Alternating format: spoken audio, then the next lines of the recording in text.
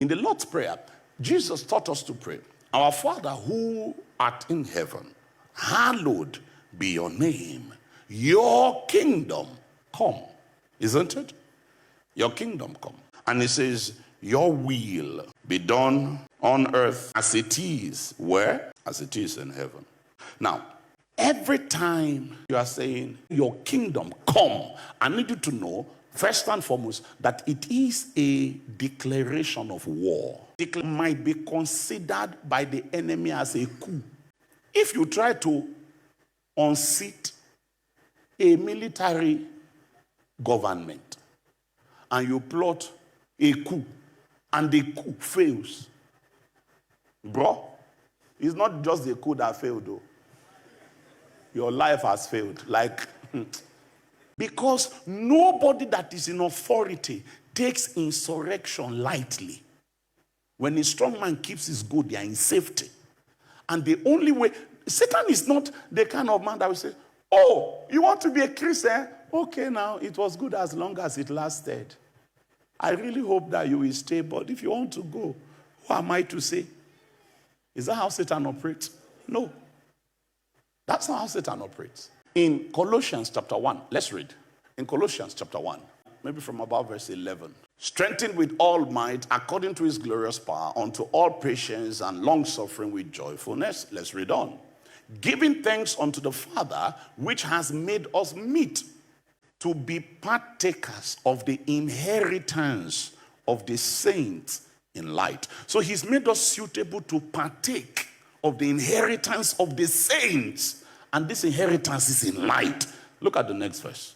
Who has, so he's not only made us meet to be partakers of the inheritance of the saints in light, but he has delivered us. He has, in the past tense, is perfect tense actually. He has delivered us from the power of darkness, from the dunamis of darkness, and has translated us into the kingdom of his dear son. So in order for you to come into the kingdom of the dear son of God, in order for you to come into that kingdom, there needs to be the destruction of, there needs to be the counteracting of power, and it is the power of darkness. Remember, he has delivered us from the power of darkness. So there is a power of darkness that needs to be confronted any and every time that the kingdom of God is going to make gains.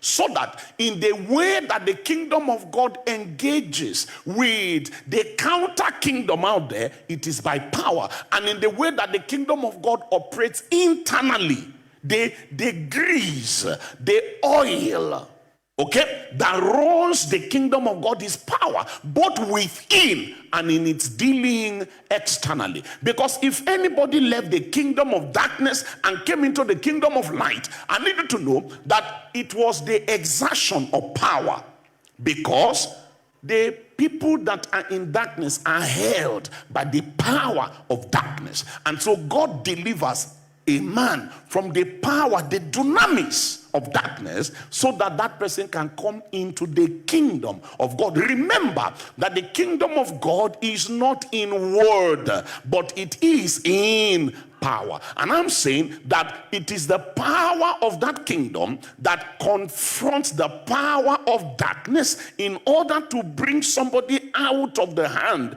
of the power of darkness to the kingdom, so that the kingdom of God in its dealing with the counter kingdom operates by power, and the kingdom of God in its dealing internally, the internal processes of the kingdom of God are carried on by power.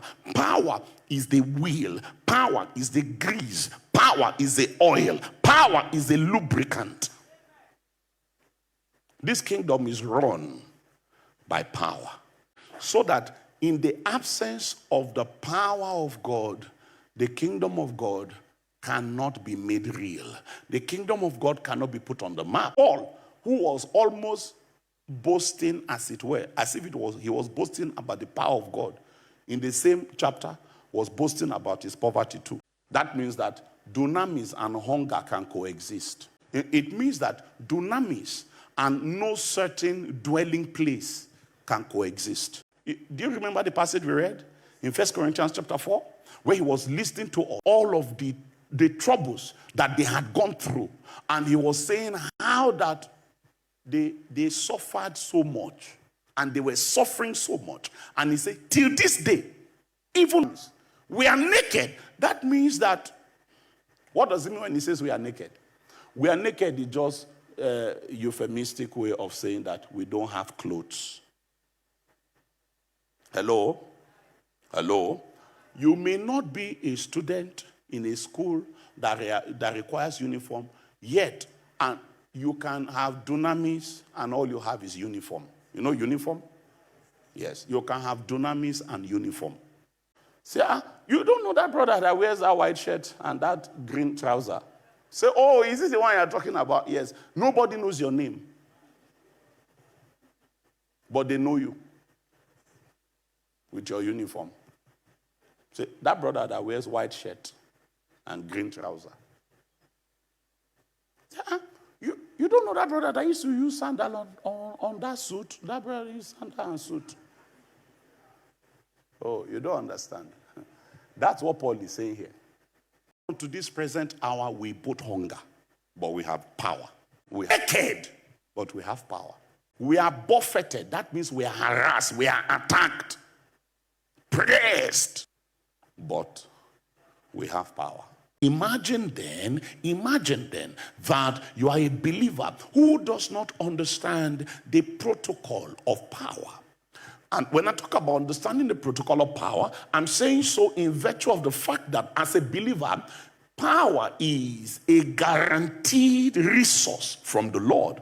I need you to understand that as a Christian, every believer has a measure of the deposit of the power that Jesus is talking about. Many times, our greatest problem is not even the acquisition, if I may use the word. It's not even the procurement of this power. It is the management, the stewardship of that power. Because many times we do not understand the protocol of this power. Many times we do not understand the outlet. We do not understand the processes. We do not understand the intricacies. We do not understand the way that power works, the dynamics of power. So sometimes people are sat on power and they are looking for power. My people perish for lack of knowledge. If you are not knowledgeable about the dynamics of power, you may have it and never utilize it. Or you may utilize it but never maximize it.